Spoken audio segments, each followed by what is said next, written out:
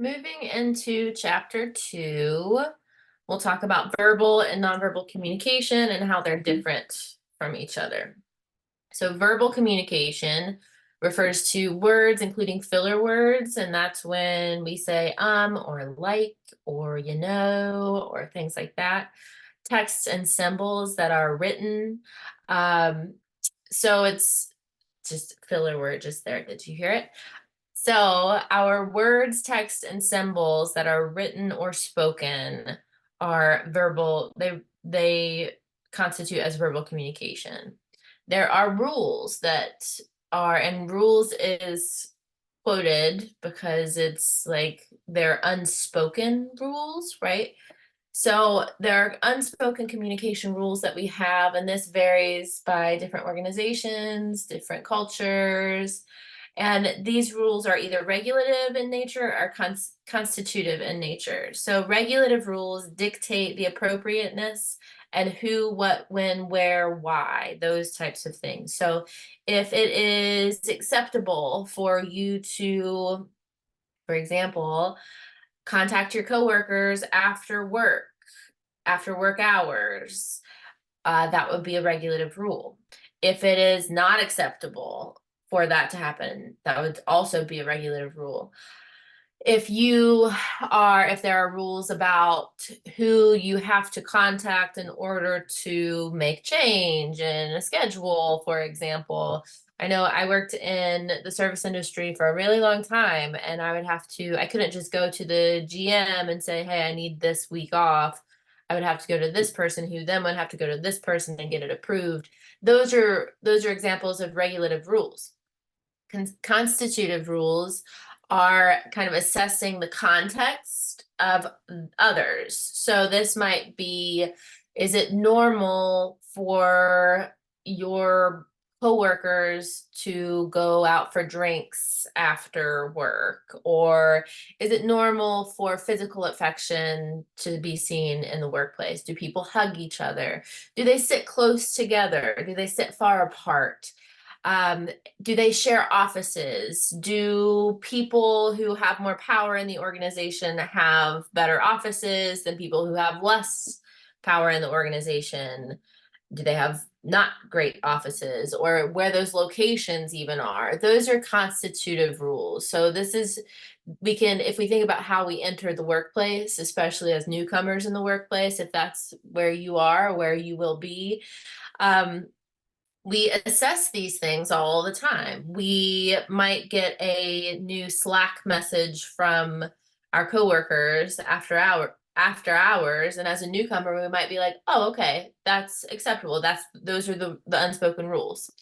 If we try to communicate outside of the appropriate business hours and we get no response or we get backlash, then that is also assessing a regulative rule, right? So regulative rules, constitutive rules, they're different, but they fall under this umbrella of communication, quote, rules, unspoken rules in the workplace. Nonverbal communication. Let's talk about nonverbal communication next. This is any communication other than written or spoken language. And it's often referred to as body language. So when we think of body language, we think about like if people cross their arms, or if people open themselves forward, or if they lean into the conversation. Those are types of body language and nonverbal communication. And this creates meaning. And a lot of the time, this creates more meaning than verbal communication. So this allows us to express emotion without necessarily, this is our feedback, right? If we are delighted about something, you might like do a little clap, right? Even on Zoom, we see this all the time in Zoom, where if somebody talks about an accomplishment, you'll see the other Zoom members just clap without their mics on, and you know that this is like oh, I'm so happy for you, right? That's nonverbal communication. It conveys attitudes. So we'll talk about facial expression in a moment, but if you have a strong negative reaction to something someone says and your face, and you might come back and like make a face like, I know this is not the best context for being able to see my face, but it can convey that you have a strong attitude about something, positive or negative, right? And also, this is a form of self-expression. And this can be this meaning presenting yourself as the character who you are. It can mean things about how you want to present your temperament or your disposition about things. It's not just how our face looks. It can be about our appearance, even. If I wear, for example, a tie-dye t-shirt, that might say something about my temperament. It might to some people, it might not. If I wear, I don't know, there's a debate between Chacos and Tevas, which are sandals. They're both sandals. Or if I wear Vans or Chuck Taylors, or if I wear a shirt that says something on it that associates me with a group of some sort, for example, sports. If I wear a WVU football shirt, that associates me with WVU. That's how I'm choosing to express myself to others. That's what I'm wearing to express myself to others.